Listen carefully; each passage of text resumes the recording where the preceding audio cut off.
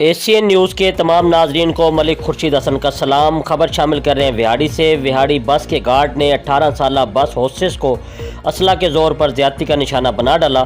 थाना दानेवाल की हदूद में बस के गार्ड ने बस लाक करके मुबैना तौर पर लड़की को अपनी हवस का निशाना बनाया। मज़ीद तफसील शमून नज़ीर की इस रिपोर्ट में।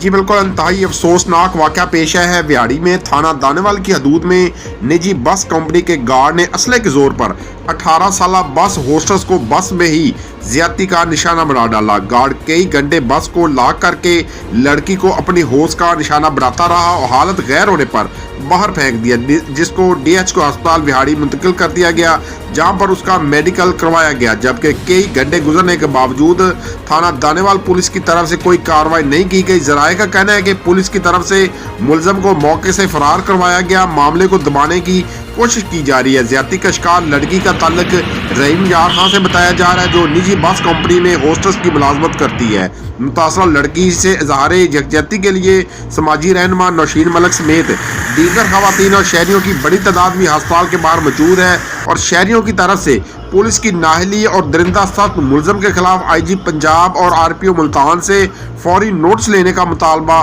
किया है। जी बिल्कुल, खबर जंगल की आग की तरह फैलने पर पुलिस की चालाकियां, मुकदमा दर्ज करके मुलजम को गिरफ्तार कर लिया गया।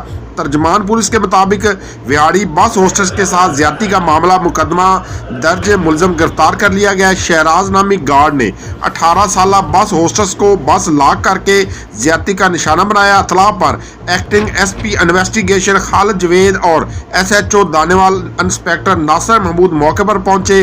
ज्यादती का शिकार होने वाली लड़की का मेडिकल करवाकर मुकदमा दर्ज कर लिया गया है। पुलिस थाना दानेवाल ने फौरी तौर पर कार्रवाई करते हुए मुलजम शहराज को गिरफ्तार कर लिया।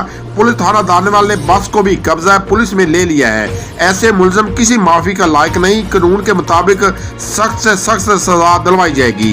SP investigation Khalid Javed. जी, मज़ीद खबरों और अपडेट से बाखबर रहने के लिए देखते रहिए एशियन न्यूज़ HD।